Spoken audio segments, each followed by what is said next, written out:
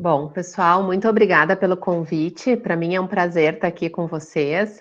Eu trabalho aqui em Porto Alegre, então no Hospital Dom Vicente Scherer, com doação de órgãos.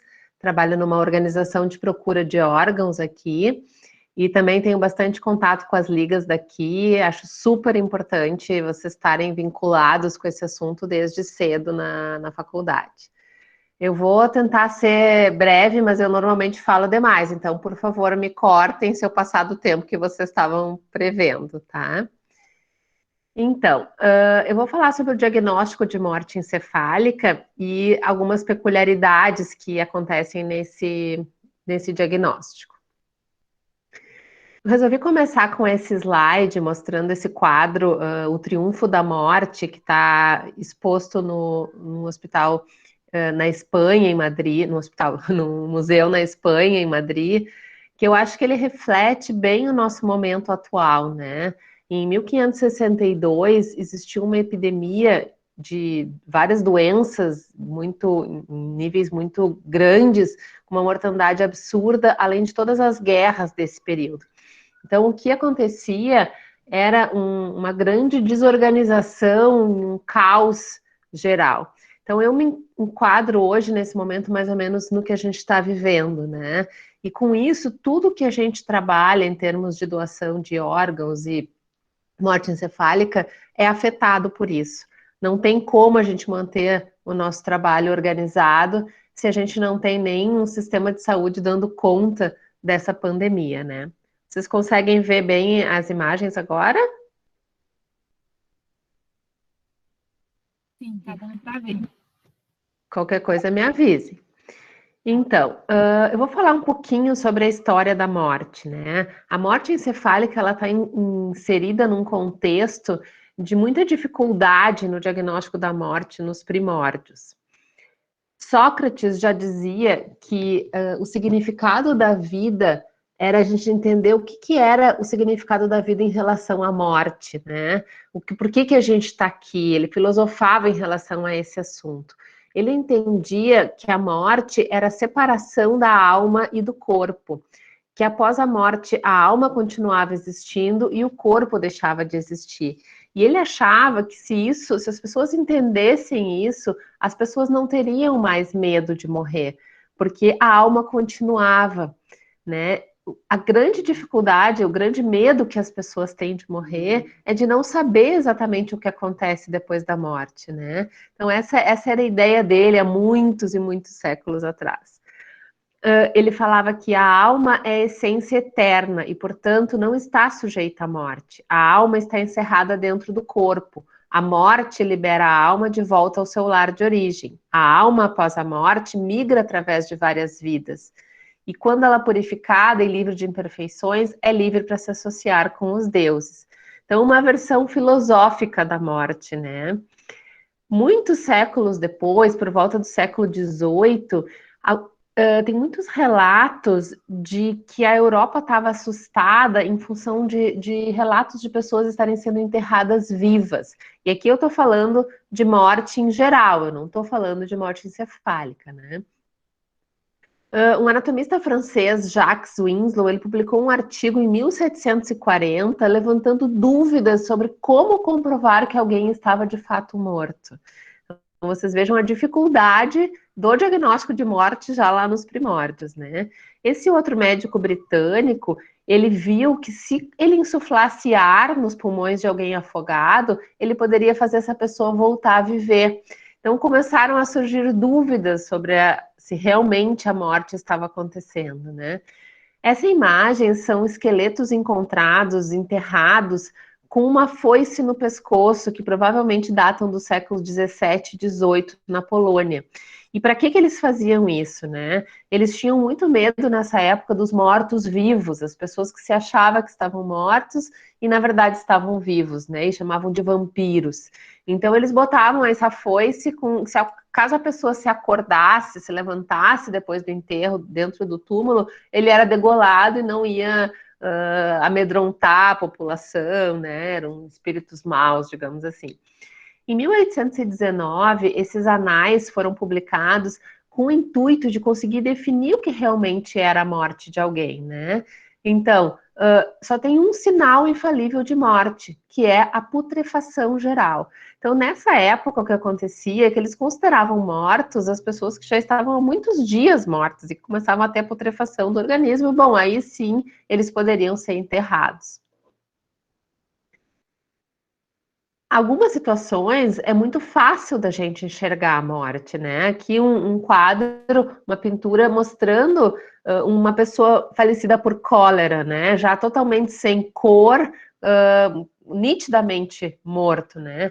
Mas em outras ocasiões isso é muito mais complicado. E a morte encefálica entra num momento que é muito difícil, porque a morte encefálica tu não enxerga a pessoa dessa forma, né? Como esse morto. Ele tem a cor normal, ele está no respirador, ele tem batimentos cardíacos, está aquecido, então não parece realmente que ele está morto, né?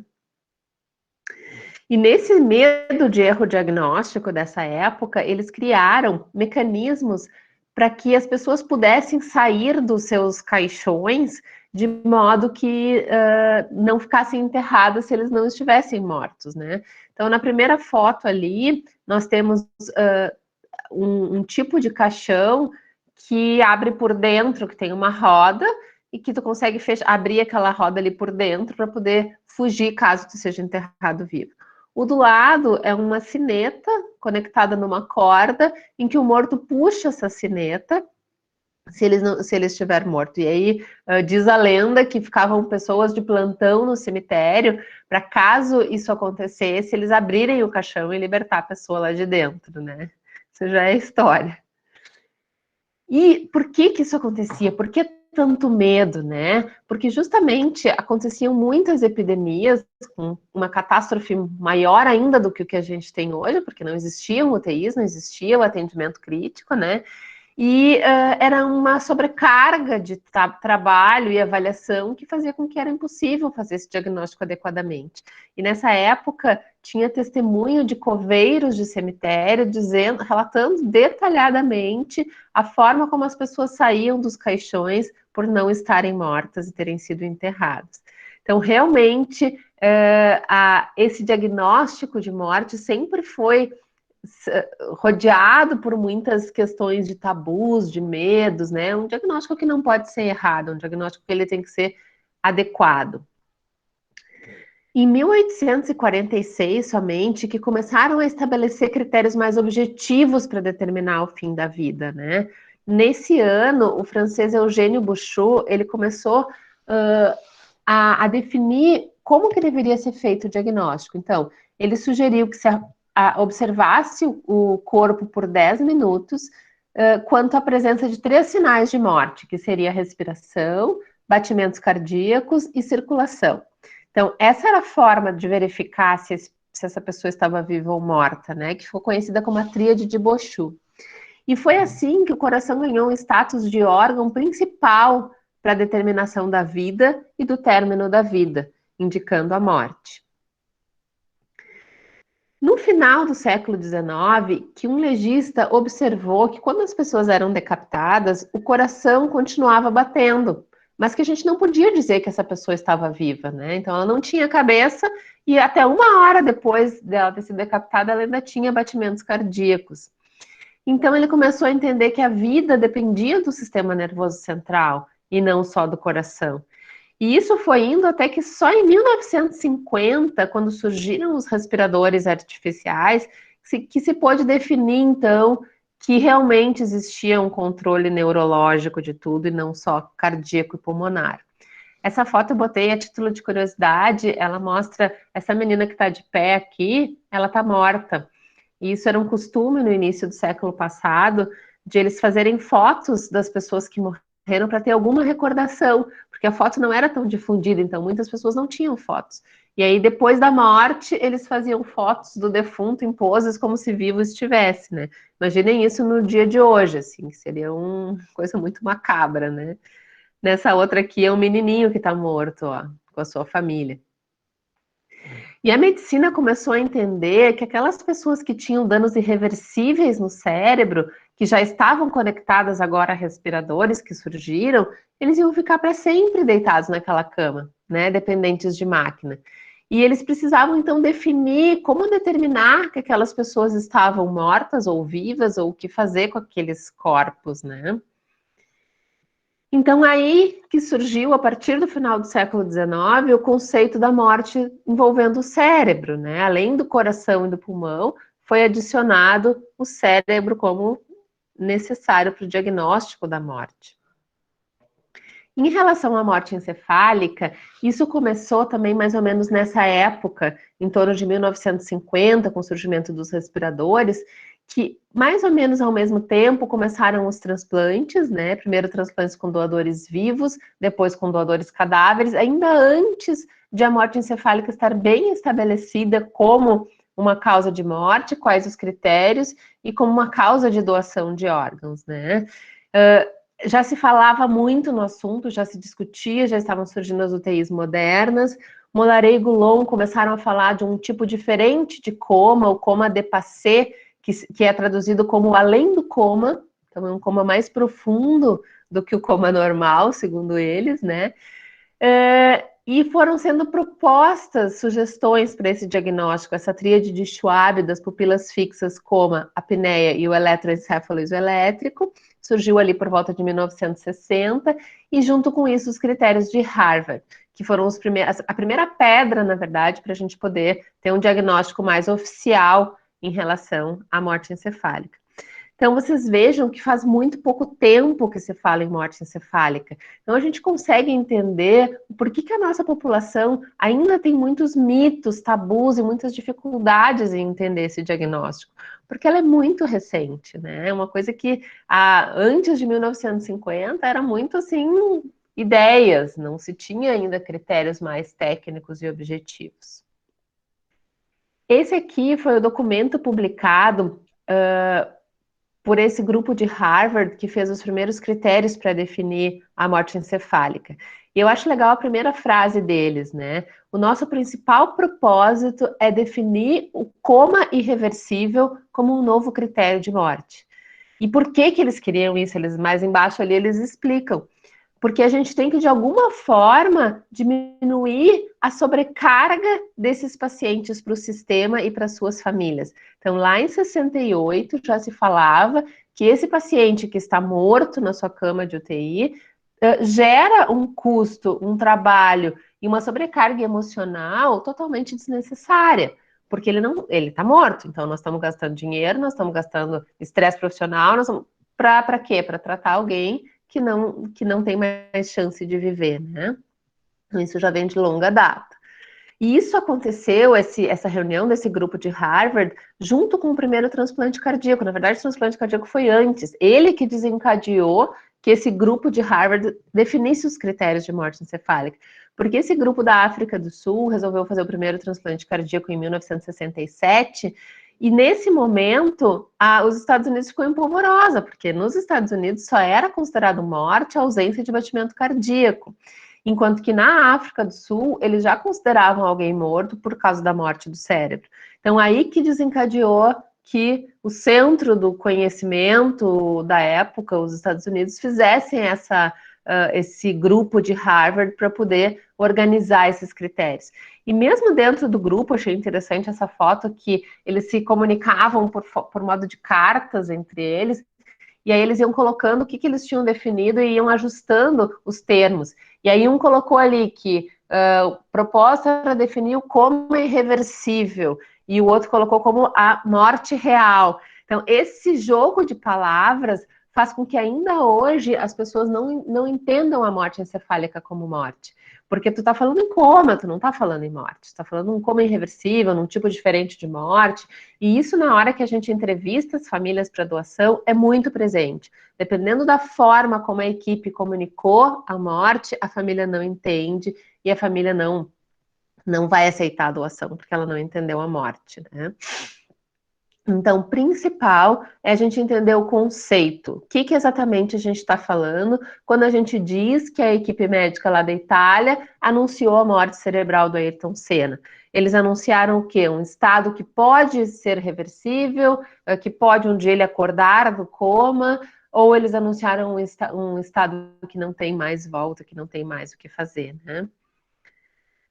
Bem básico, assim, tudo deriva de um dano cerebral encefálico gravíssimo. Esse dano gravíssimo leva a um estado de coma. Então, sim, alguém que tem morte encefálica chegou num estado de coma, ele tem um estado de coma. Esse estado de coma, ele pode ser dividido em 4 grupos principais, que é o Locked-in Syndrome, estado vegetativo, um estado de coma crônico ou a morte encefálica. Esse primeiro grupo aqui do Locked-in Syndrome é uma lesão restrita a uma parte do tronco encefálico, que é uma parte da ponte, e que faz com que a pessoa fique consciente, mas que ela não consiga se mexer ou falar. Então, ela está lúcida, ela abre o olho, ela está entendendo tudo o que está acontecendo ao redor dela, mas ela não consegue se comunicar. A única forma de comunicação desses pacientes é através dos olhos. Então, assim que a gente faz esse diagnóstico, quando a gente vê que ele está entendendo o que a gente está falando, e eu digo assim, se tu me entendeu, pisca o olho, daí ele pisca. Então, a comunicação com esses pacientes é por meio de piscamento, né? É um estado bem raro, assim, mas extremamente grave. O estado vegetativo, a gente tem um paciente que ele está em coma, mas que ele tem momentos de vigília, em que ele tem abertura ocular, então ele alterna sono com vigília, e que em muitas situações ele não vai se conectar de volta com o mundo, ele vai permanecer nesse estado desconectado, porém acordado, e em algum momento, eventualmente, falecer. Esse mesmo paciente, ele pode entrar num estado de consciência e confusão e até retomar alguma independência ou alguma função, que são os pacientes que a gente diz que acordaram, né, do coma, que estavam em estado vegetativo e que voltaram a viver. É possível que isso aconteça. Pacientes em coma crônico, que são aqueles que não alternam esse estado de sono e vigília, e os pacientes em morte encefálica. Então, basicamente, o que diferencia um paciente em morte encefálica de um paciente em coma? Se eu disse que um paciente em morte encefálica está em coma, né? A grande diferença é que não é só o coma. A morte encefálica é um coma grave, máximo grau de coma, com acometimento do tronco encefálico de forma irreversível. Então, esse paciente, obrigatoriamente, ele tem uma lesão do tronco encefálico que faz com que ele não respire, que ele não abra olho, que ele não se mexa, que ele tenha todos os reflexos de tronco encefálico abolidos de forma irreversível. Então, para confirmar uma morte encefálica, eu preciso disso, não me basta só o paciente não acordar. Essa é a grande diferença entre o estado de coma e o estado e a morte encefálica, né? Porque para estar em coma, basicamente eu preciso não acordar e não ter vida de relação, não ter comunicação com o meio externo, né? Um paciente que parece estar dormindo, mas na verdade ele não tem condições de se comunicar e de entender o que está acontecendo no mundo. Esse slide aqui eu achei perfeito, assim, né? O paciente, a vigília do paciente e a cognição, a capacidade dele se comunicar com o mundo, né? Então, o paciente normal, ele acorda e ele se comunica. O paciente em coma, ele não acorda e ele não se comunica. Ele está num estado em que ele está lá de olho fechado, totalmente sonolento, dormindo. O paciente em estado vegetativo, ele tem momentos em que ele acorda, em que ele tem vigília, mas ele continua sem saber o que está acontecendo ao redor dele. Ele está de olho aberto, mas ele não está entendendo e não está vivenciando e não está se comunicando com o que está ao redor dele. E quando ele tem alguma melhorada nesse estado de mínima consciência, ele pode ter alguma consciência do que está acontecendo ao redor. E que é aí que surgem, então, essas ideias desses casos que podem acordar, ou que podem ter alguma independência na vida depois de um estado vegetativo.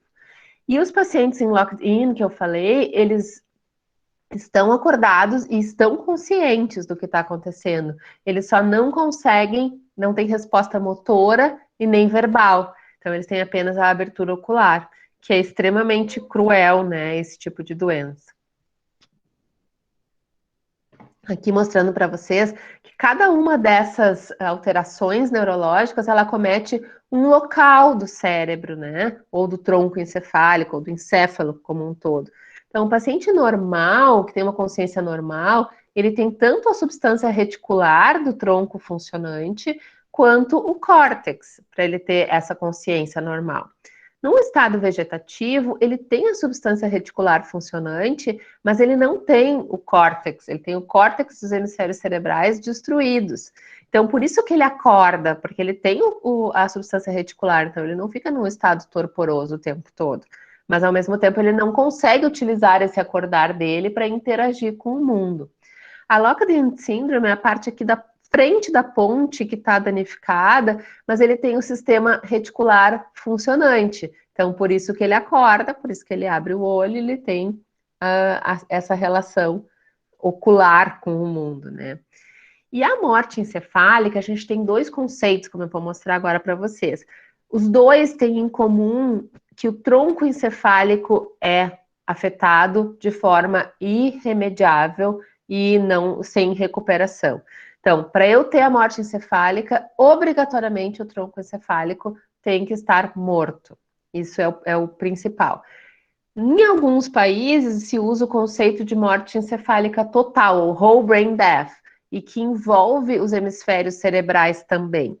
Em outros países se usa o conceito só do tronco encefálico. Então, eu posso ter alguma atividade cortical, alguma atividade hipotalâmica, alguma coisa, mas que isso não garante a essa pessoa uma vida, né? Então, se tu fizer um eletroencefalograma nesse paciente, que tenha só a morte de tronco, pode ser que ele tenha algumas ilhas neuronais funcionantes, mas essas ilhas, elas não vão ter poder para te dar alguma atividade funcional. É uma atividade elétrica de poucas áreas do cérebro, ou esse paciente ainda pode ter fluxo sanguíneo cerebral, porque ele não teve hipertensão intracraniana, então ainda tem sangue circulando no cérebro, mas esse sangue não tem função nenhuma, porque os neurônios já morreram todos. Né? Então são os dois conceitos de morte encefálica possível. As causas das alterações de estado mental, elas podem ser exclusivas do sistema nervoso central ou principalmente no sistema nervoso central, que seriam as lesões estruturais, como trauma, massas, como abscessos, tumores, né? Alterações vasculares, como os AVCs, tromboses, infecciosas, como a meningite, a encefalite. O status epilético, as crises convulsivas podem danificar o sistema nervoso central. Outras causas podem ser sistêmicas, ou seja, elas começam primeiro no corpo e depois evoluem para o sistema nervoso central. Então, um paciente que tem um quadro mais generalizado, como um choque, um paciente que teve uma hemorragia, ele vai diminuir a pressão sanguínea dele, que também leva a uma diminuição da pressão sanguínea no cérebro, e com isso os neurônios sofrem e ele morre. Ou alguém que tem um COVID, que vai ter uma hipóxia, e aí com isso o cérebro também vai ter a hipóxia, né? Alterações endócrinas, metabólicas. Então, essas são as causas mais comuns de alteração de estado mental. E essas causas, elas podem ser focais ou generalizadas. Para um paciente ter coma por uma lesão focal, essa lesão obrigatoriamente tem que estar localizada no tronco encefálico, que é onde está a substância reticular, porque se ela for uma lesão focal de um hemisfério, ela não vai dar essa alteração de sensório, a não ser que o cérebro desça pelo forame e faça uma herniação, que aí sim a gente vai ter o coma. Então, uma lesão de massa, ela precisa ser grande o suficiente para fazer esse cérebro herniar e comprimir o tronco encefálico, certo? E ela pode ser difusa, ela pode acometer o córtex bilateral, que aí seria o que eu estou falando da hipóxia. A hipóxia vai acometer os dois lados. Se eu tiver uma meningite, eu vou acometer os dois lados. Então, uma lesão para dar coma no córtex cerebral, ela tem que acometer os dois lados, né? De uma forma de praticamente todo o cérebro. Então, resumindo, o estado vegetativo persistente é uma perda das funções corticais, com uma função de tronco cerebral intacta, por isso que esse paciente acorda. A morte do tronco encefálico, ou brainstem death, a gente perde todos os reflexos de tronco encefálico de forma permanente, mas eu ainda posso ter alguma função de córtex ou integridade hipotalâmica, né? Que são aqueles pacientes que não perderam a função, os hormônios, que mantêm os hormônios. Então, algumas ilhas cerebrais funcionantes, mas que funcionalmente elas não têm função nenhuma e não conseguem sobrepor a perda do tronco encefálico. A morte encefálica total, ou whole brain death, que é a que a gente trabalha aqui no Brasil, a gente tem que comprovar a perda das funções corticais e das funções de tronco cerebral. Então, ela às vezes é um pouco mais complicada para fazer o diagnóstico, porque exige mais requisitos, né? E morte, quando fala morte, envolve tudo, envolve a morte cerebral, a parada cardiopulmonar, todos os conceitos que a gente tem. E que diferença faz morrer de morte encefálica ou de parada cardíaca, né? Na verdade, a gente só determina alguém morto após uma parada cardíaca se a gente entende que o cérebro morreu. Por que eu não reanimo uma pessoa por 2 horas para salvar? Se o coração pode voltar a bater depois de 2 horas, por que eu não fico reanimando? Porque depois de um determinado tempo, que a gente calcula em torno de 20, 30, 40 minutos, o cérebro tem tanto sofrimento com essa perda circulatória que ele entra em morte encefálica. Então não tem sentido eu continuar massageando e reanimando se esse cérebro não funciona mais. Então, a morte por parada cardíaca acontece pela perda da função encefálica. Então, quando a gente pergunta para estudantes não da área médica se morte encefálica é igual à morte do paciente, cerca de 50% deles responderam que não. E é por isso que a gente tem tanta negativa na doação. É impossível a gente considerar que alguém que está morto, que não está morto, no meu conhecimento, vai retirar os órgãos e doar os órgãos. Eu estou matando ele, né? Então eu preciso que a pessoa entenda que morte encefálica é igual à morte. E uma das técnicas que a gente usa é quando a gente conversa com essa família, a gente não falar o termo morte encefálica, a gente fala morte, porque o entendimento é diferente. Quando fala morte encefálica, tá, e quando é que ele vai acordar? Porque eles acham que é um quadro reversível, né? E essa questão da gente não enxergar pega muito. Se pra gente que é da área da saúde, enxergar alguém com morte encefálica gera uma angústia, uma dúvida, será que ele realmente está morto? Imagina para quem não é, para quem nunca foi exposto a esse conceito, para quem, querem roubar os órgãos do meu familiar, né? Esse é o pensamento que eles têm. Outra questão importante em relação à morte encefálica, que a gente, na morte pós-parada cardíaca, eu tenho plena consciência que horas foi a parada. Eu olho no relógio, 10h48, ele morreu. Eu sei que foi ali na hora que ele ficou roxo, que ele caiu e que a gente reanimou e não voltou. Na morte encefálica, isso não é tão claro. Se eu perguntar para vocês que horas o Ayrton Senna morreu, ele morreu na pista, ele morreu quando ele chegou no hospital, ele morreu quando fizeram a traqueostomia, ele morreu quando ele chegou no hospital, ou ele morreu quando ele fez o eletroencefalograma? Muito provavelmente ele morreu na pista. A lesão encefálica dele era tão grave que ele já saiu do autódromo sem as funções básicas do tronco encefálico. Só que ele só confirmou isso quando fez o último teste, que foi o eletroencefalograma. Então, a gente não sabe exatamente a hora. Pode ser que ele ainda tivesse algum reflexo no meio do caminho e ele perdeu esse reflexo minutos antes de fazer os exames neurológicos. Então, é uma morte que a gente não sabe quando que foi. E isso pode ser dias, dependendo da equipe. Se a equipe não conseguir identificar a morte encefálica, a gente já teve casos de morte encefálica de 6 meses.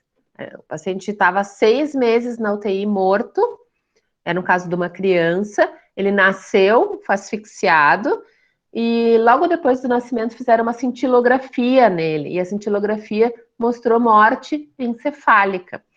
Como a equipe da UTI neonatal não pensa muito nesse diagnóstico, ele acabou ficando na UTI neonatal. Com 6 meses ele estava tão grande que não cabia mais no berço. Aí eles ligaram pedindo vaga na UTI pediátrica. Mandaram todos os documentos. Eu falei, não, esse paciente está em morte cefálica desde que nasceu. Aí riram de mim, né? Não, ele respira? Não. Ele tosse? Não. Ele se mexe? Não. Ele tem reflexos oculares? Não.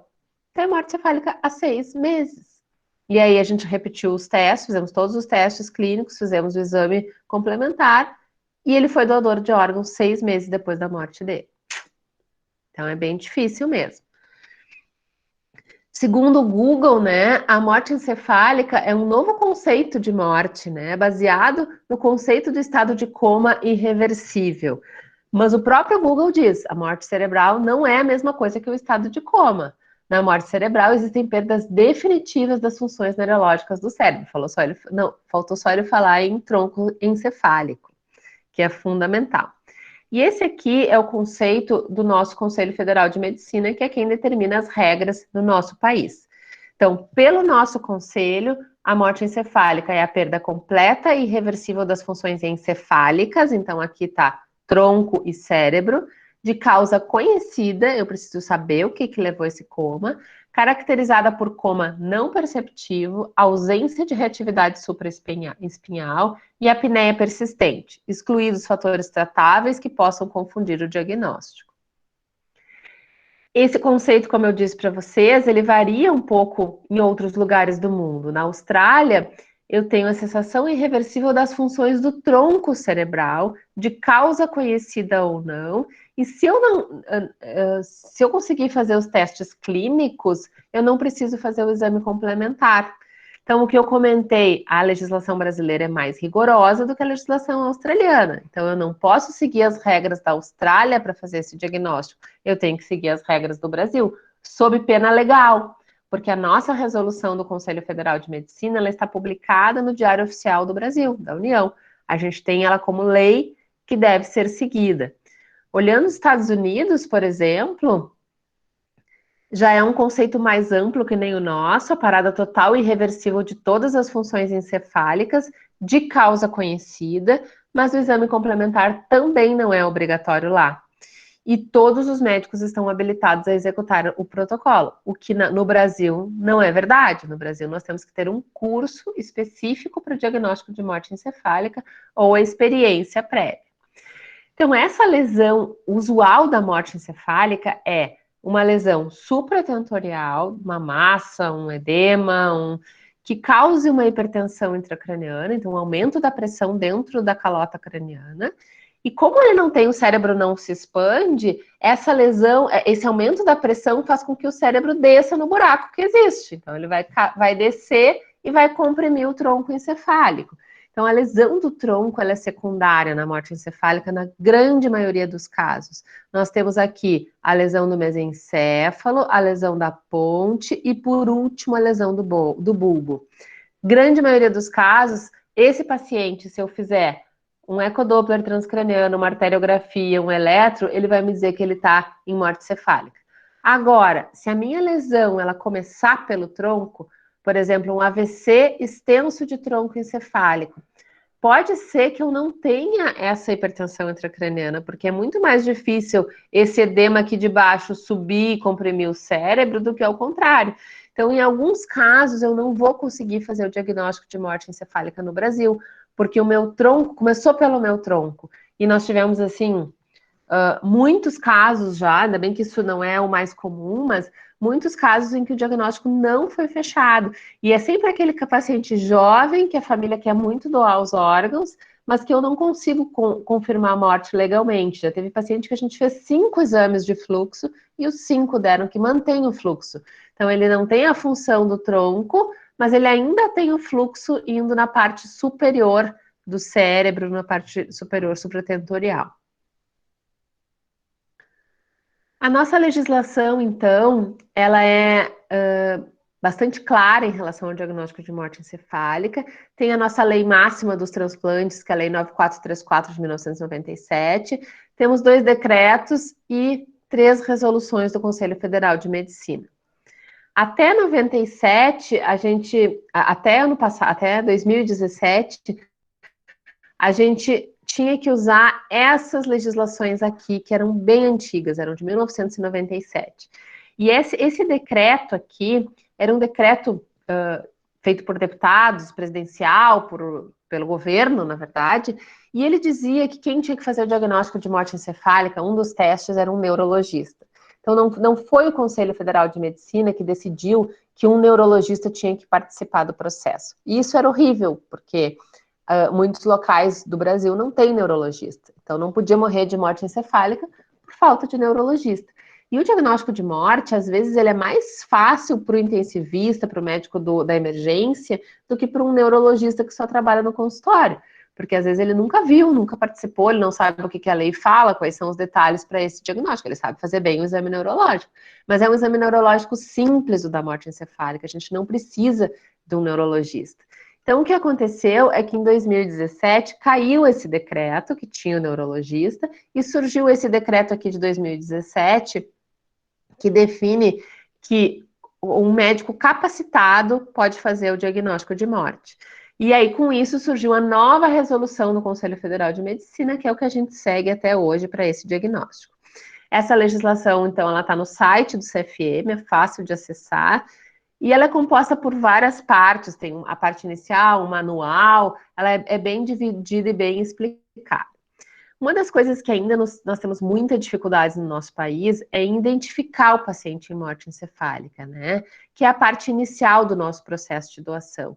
Nós temos ainda poucas mortes encefálicas no Brasil, considerando aqui está o meu estado, 50 mortes encefálicas por milhão de população, considerando que a gente estima que existam 100, e só esses estados aqui chegam perto de 100, que é o Paraná, Santa Catarina, Distrito Federal. Os demais, todos têm um diagnóstico insuficiente de morte encefálica. O que é identificar? É pensar quem na minha UTI pode estar em morte encefálica? Quem dos pacientes internados aqui tem critérios para esse diagnóstico, né? E aí a gente iniciar o protocolo, né? Qualquer paciente que esteja em ventilação mecânica, a gente tem que pensar nisso, porque eles não respiram, então obrigatoriamente eles estão no respirador. Eles têm que ter Glasgow 3, que é aquele paciente com coma mais profundo, que não abre olho, não se mexe e não tem resposta verbal. Ou RAS-5, que é um paciente com sedação, que está com sedação máxima. Normalmente, esses pacientes têm as pupilas fixas, eles urinam muito por causa do diabetes insípidos, eles não têm o reflexo córneo-palpebral. Quando a gente faz a higiene desse paciente, a gente observa que eles não piscam na UTI, estão em coma sem piscar. E eles não tossem, não respiram. Esse aí é o que nos chama mais atenção. Então, as equipes das UTIs, das emergências, das equipes de doação, deveriam procurar diariamente esses pacientes, pensando que tem colegas que realmente não pensam nesse diagnóstico. E o real motivo da gente fazer esse diagnóstico é, primeiro de tudo, saber a real situação do paciente. Esse paciente está vivo ou ele está morto? Porque isso muda totalmente para a família. Eu continuar dizendo que ele está em coma, existe esperança. Se eu disser que ele está morto, não existe esperança. E isso muda a evolução. Evitar terapia inútil e reduzir custos e otimizar os leitos de UTI. Mais do que nunca a gente está precisando de leito nesse momento, né? Sempre as nossas UTIs foram lotadas, mas nesse momento é muito mais. E por último, né, que é não menos importante, é a gente oferecer para a família essa oportunidade de doar os órgãos. Porque a família tem esse direito, e a lei diz que eles têm que ser questionados, né? Pode ser uma forma da gente diminuir o sofrimento deles, a doação de órgãos, né? E isso já está previsto lá em Harvard, ó, que a sobrecarga é grande do sistema, da família, de todo mundo por causa desses pacientes. Então, para diminuir essa subnotificação, o que a gente tem que fazer é suspender sedativo nos pacientes em que tem Glasgow 13 e pupilas fixas, tratar os pacientes instáveis que estão hipotensos para iniciar o protocolo, e aqueles pacientes que a gente acha que não tem mais o que fazer, que a família pediu para limitar suporte, a gente vê se realmente eles não estão em morte encefálica e a gente não pode fazer o protocolo. A capacitação médica necessária para fazer esse diagnóstico são médicos que já têm 1 ano de experiência em pacientes em coma, então pelo menos 1 ano de formado, que já tenham feito 10 exames junto com algum colega capacitado, ou que façam esse curso de 8 horas que o Conselho Federal de Medicina definiu, que tem uma parte teórica e uma parte prática. Então não basta ser médico mais, tem que ter essa capacitação.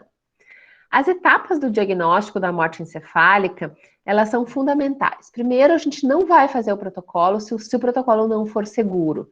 E ele não é seguro num paciente que tem um trauma cervical, porque eu não sei se ele está em apneia porque ele tem o trauma cervical, ou se ele está em apneia porque ele está morto. Em alguém que tem uma lesão pulmonar grave com retenção de CO2, que também atrapalha o teste de apneia, ou alguém que não tem os 2 olhos, por exemplo. Se eu não tenho os 2 olhos, como é que eu vou fazer os testes clínicos para morte encefálica? Então, eu tenho que ter pelo menos um olho e um ouvido para poder fazer o protocolo. Isso é novidade da legislação também. Eu preciso avaliar os pré-requisitos, ver se esse paciente tem condições de fazer o protocolo.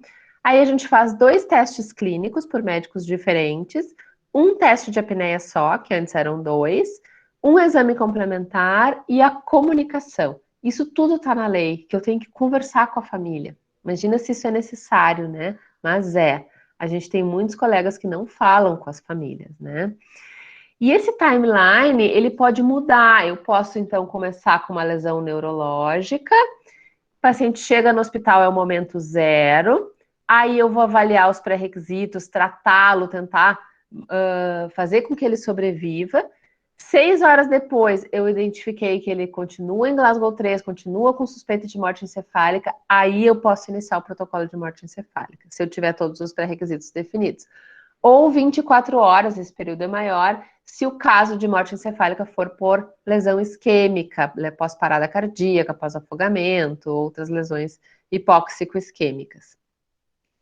Feito o primeiro teste clínico por um médico, esse mesmo médico já faz o teste de apneia, que é para a gente conseguir confirmar a morte, e 1 hora depois da chegada, então, se faz o segundo teste clínico e o exame complementar. E aqui é o horário do óbito. Na hora que eu conseguir confirmar a morte, eu defino que esse paciente está morto. Esse exame complementar, ele pode ser feito aqui, eu posso começar por ele, né, e terminar com o teste clínico, né? Essa ordem pode variar, mas a hora do óbito vai ser sempre da última coisa que foi realizada.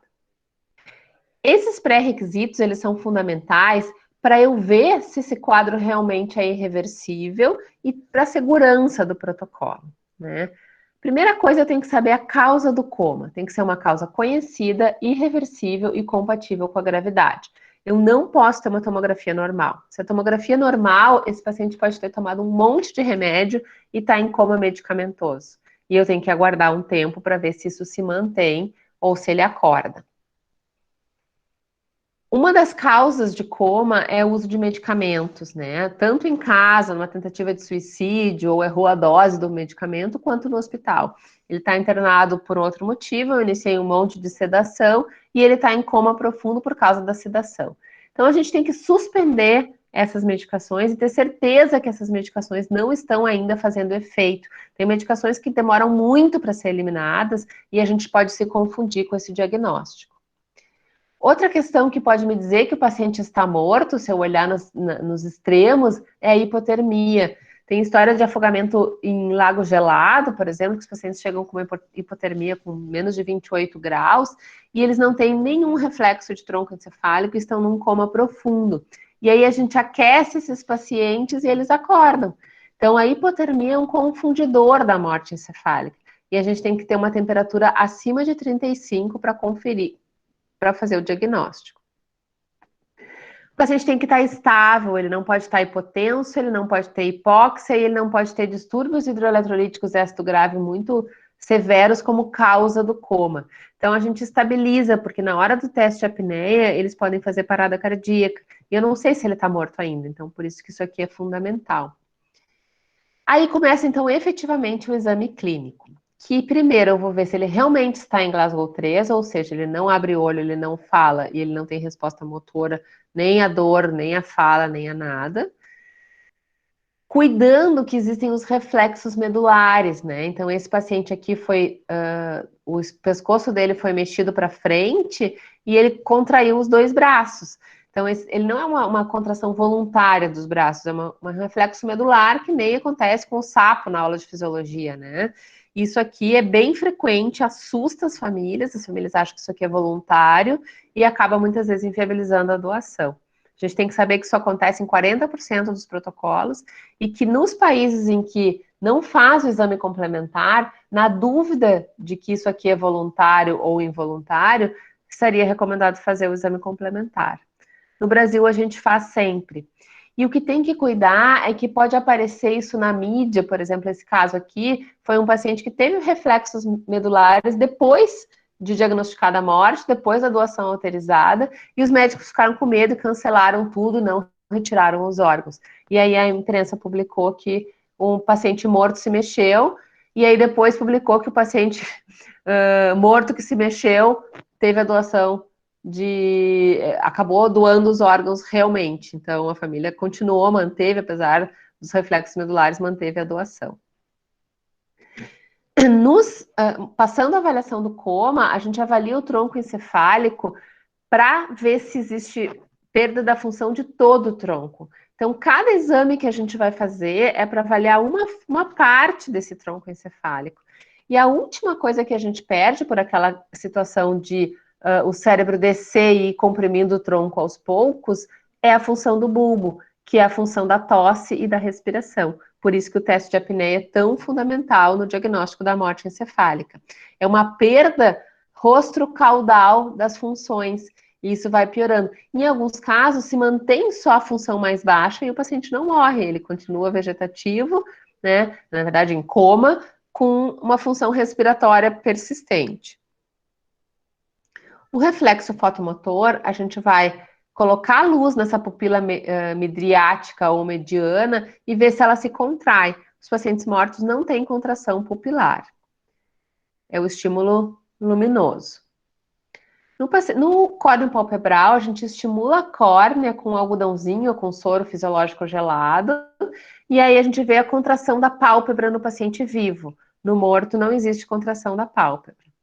O óculo cefálico, a gente vira o pescoço de um lado para o outro e vê o que acontece com o olho. O paciente vivo fica olhando para frente como se fosse um olho móvel. E o paciente morto, o olho não fica olhando para frente, ele segue com a cabeça, porque não existe movimentação ocular, como se fosse um olho de boneca pintado no paciente morto. O óculo vestibular, a gente joga soro gelado ou água fria no conduto auditivo e vê se existe alguma movimentação ocular. Então, o paciente morto, ele continua com o olho parado, e o paciente vivo, ele vai ter desvio ocular ou nistagmo para o lado do soro que a gente está injetando no conduto auditivo, né? O reflexo de tosse, a gente vai aspirar o tubo e ver se ele tosse durante a aspiração. Então, nenhum desses reflexos pode estar presente se o tronco está morto. A gente faz 2 testes. Esse é o teste clínico, é extremamente simples, pode ser feito por qualquer pessoa. A gente vai repetir pela lei nova com esse intervalo. Então, crianças maiores de 2 anos e adultos, em 1 hora vem outro médico e faz todos os testes de novo. Os menorzinhos é mais tempo de observação. Daí a gente faz o teste de apneia, que é necessário fazer uma vez só.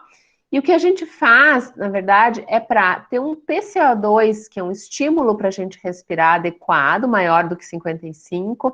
Eu tendo esse PCO2 de 55 e o paciente não tendo movimentos respiratórios, eu posso confirmar que ele não tem função de bulbo.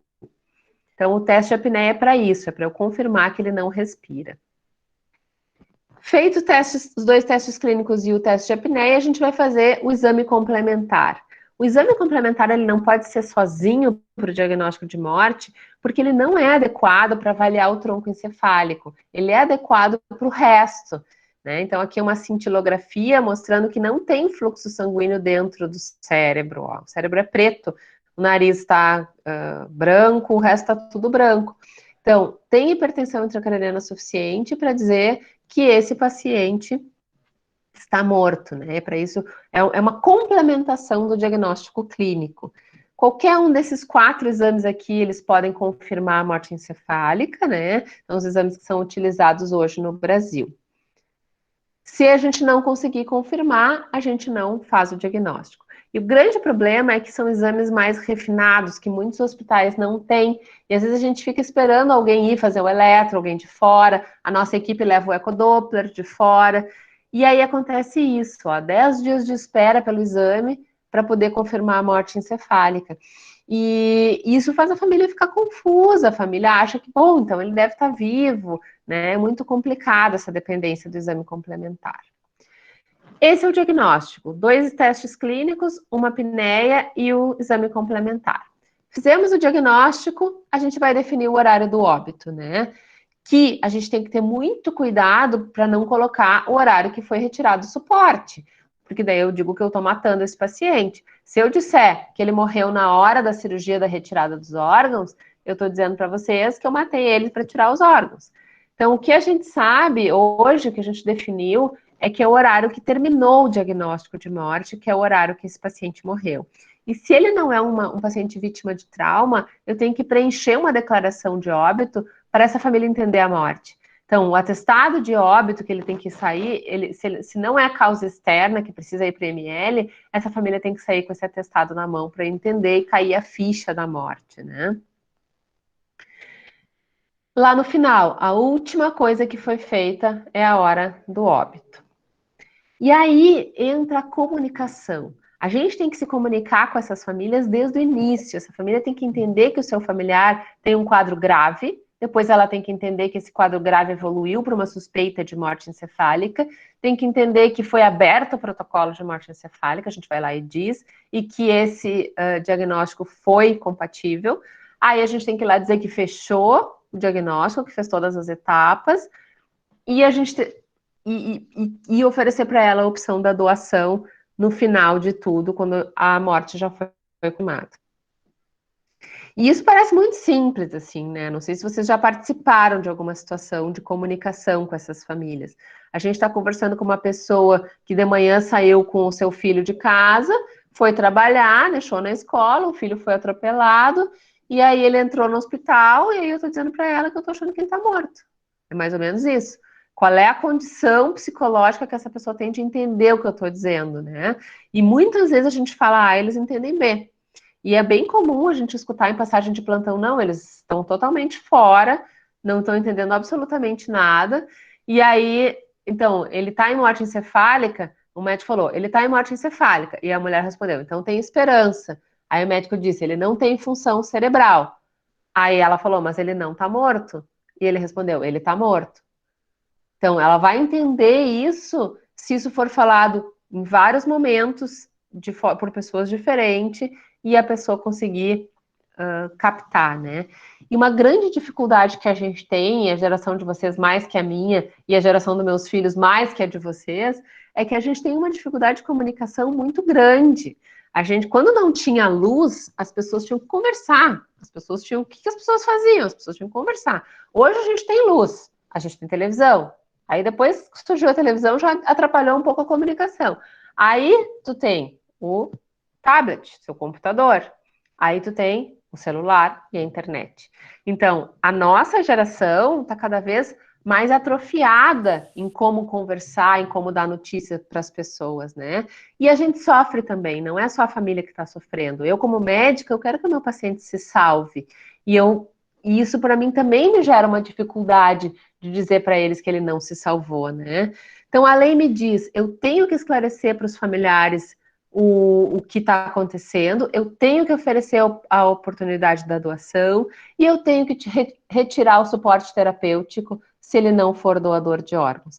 É a mesma coisa alguém que teve uma parada cardíaca e alguém que teve uma morte encefálica. Alguém que teve uma parada cardíaca nunca vai ficar conectado num respirador com o coração parado. Nunca. Tu vai entregar o corpo para a família enterrar. Então, quem teve a morte cefálica é a mesma coisa. Se essa família não doar os órgãos ou não puder doar os órgãos, porque em algumas situações não pode, eu desligo o respirador e entrego o corpo para eles. É legal e ética a suspensão do suporte terapêutico com determinada morte encefálica. Desligar o respirador, desligar as drogas, as medicações e entregar o corpo para a família enterrar. Mesmo que a família não queira, mesmo que a família diga, não, eu acho que ele está vivo, isso é um ato médico, o diagnóstico da morte. E o que acontece se eu não fizer isso? Se eu deixar lá na minha UTI até o coração parar de bater? Dependendo do suporte que eu dou para ele, se eu estiver dando a nutrição, o respirador e mantiver a droga vasoativa, ou às vezes até nem precisa da droga vasoativa, esse paciente ele pode durar anos. Quanto menor a idade, maior a probabilidade de um paciente em morte encefálica ficar anos conectado num respirador morto. Tem vários relatos aí na mídia, aquela Terry, eu acho que é, dos Estados Unidos, que levaram para casa o corpo morto, deixaram conectados num respirador, e com isso ela viveu morta, sem reação, sem interação com a família, por mais uns 3 anos, mais ou menos. Então, tem relato de muito tempo atrás, porque hoje isso é totalmente antiético, a gente deixar alguém conectado tanto tempo, de crianças, bebês principalmente, que sobreviveram anos após o diagnóstico de morte encefálica conectados a respiradores. E cada vez a família fica mais louca, porque ela acha que tem esperança. Pô, se o médico não desligou o meu respirador do meu familiar, é porque tem alguma chance. O médico não é louco, por que ele ia fazer isso, né? Então, isso é fundamental. A gente definir para a família que as opções que nós temos são a doação de órgãos ou a entrega do corpo. Ou seja, a opção é a entrega do corpo, após a doação ou após desligar o suporte de vida. Terminando, então, né? Já falei bastante, né? Acho muito legal essa iniciativa de vocês. Acho que é isso aí que a gente tem que fazer, porque a gente sabe muito pouco em medicina, né? E tem muita coisa para a gente estudar. E Sócrates já nos dizia isso: só sei que nada sei. Sábio é aquele que conhece os limites da própria ignorância. O início da sabedoria é a admissão da própria ignorância, e para isso a gente tem que ser humilde, a gente tem que sempre buscar mais, né, conhecimento. E isso aqui, essa última eu coloquei só em função do momento de polarização político e usa máscara, não usa máscara, usa cloroquina, não usa cloroquina, né? Para a gente tentar se unir e trabalhar em prol de uma coisa única e uma melhoria desse país, que é não pense mal dos que procedem mal, pense somente que estão equivocados. Estou à disposição para perguntas, esses são os meus filhos. A primeira pergunta é sempre se eles são trigêmeos. Sim, eles são trigêmeos, então já estou respondendo aqui para vocês. E eles são um pouquinho mais velhos que essa foto hoje, com 5 anos.